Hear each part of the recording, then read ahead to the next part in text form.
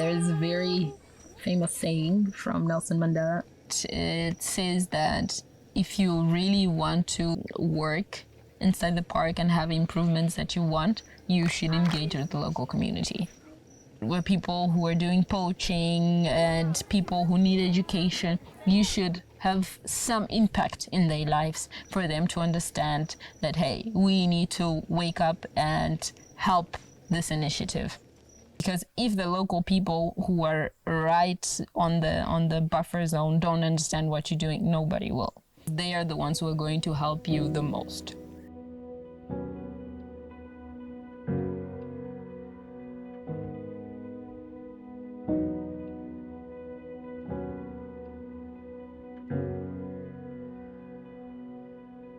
The starting point really for the Gorongosa National Park, and thus for the restoration project and for USAID's support, was not immediately so much focused on conservation, but is building up what needed to be conserved.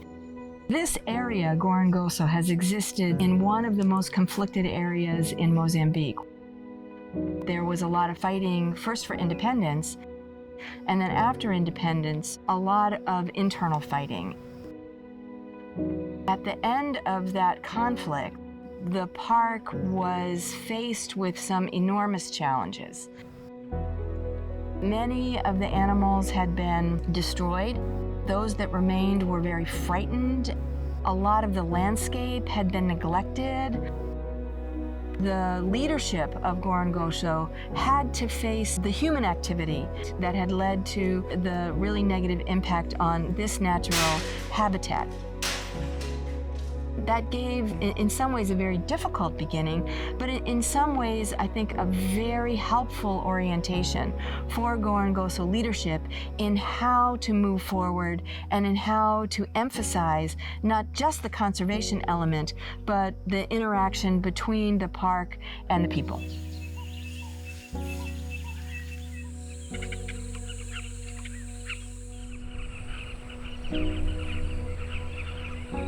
When we first arrived here, it was clear that the first thing we needed to do was help the people with schools, with health care, with employment. And someone told me early on, some of the best advice I ever got, and I would repeat this advice to anyone. They said, Greg, you've been invited to an African country. Go there and find out what that nation's trying to achieve and help them do it. And I think that's key.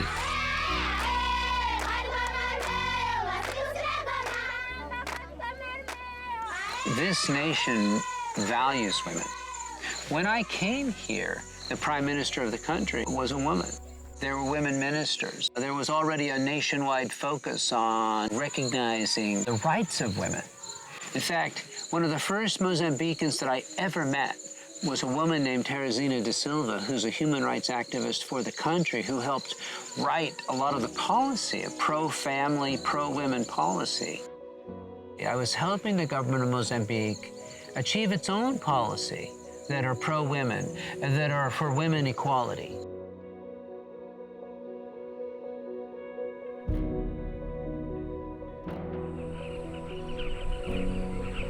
So about halfway through the project, we became aware of the fact that in this region, there was a lot of child marriage.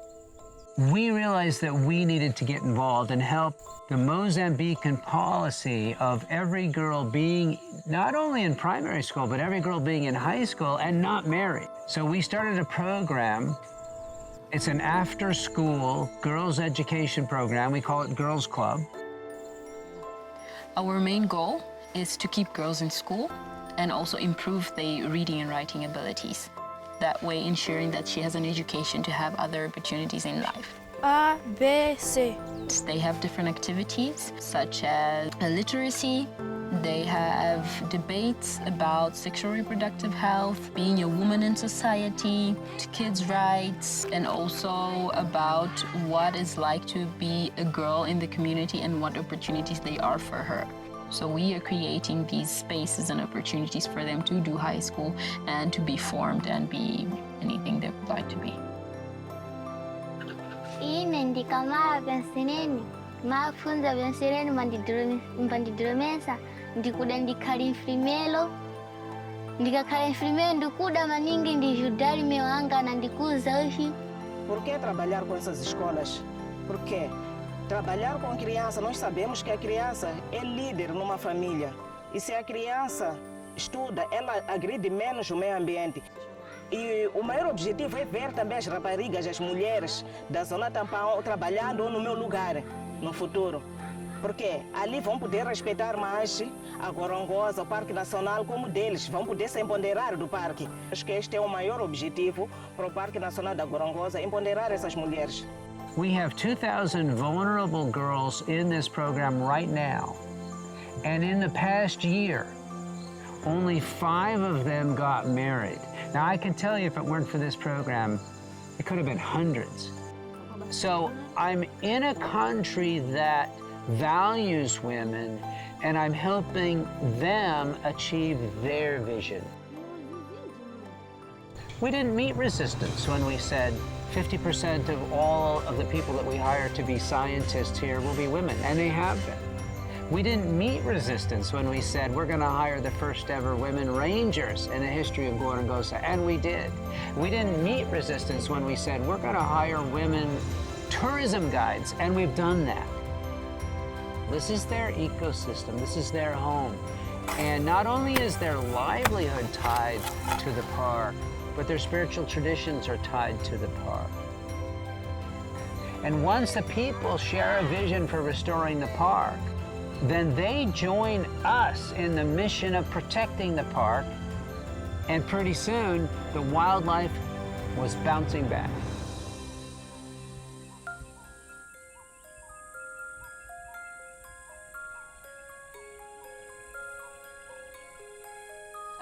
I'm seeing a lot of change in the community's overview of what the park is and what the park is doing.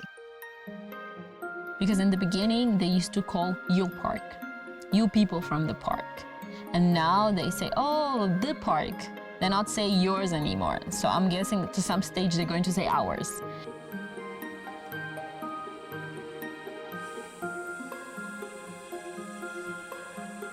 So I would say to anyone, in any part of the world that's trying to lift itself out of poverty, focus on young girls. Make sure they're in school. Make sure they're safe. Make sure they have their human rights. And together, I doubt there's anything we'll do that will matter more to this region to benefit every objective than seeing girls and women get their human rights, get their education, and have the opportunity for full participation in society.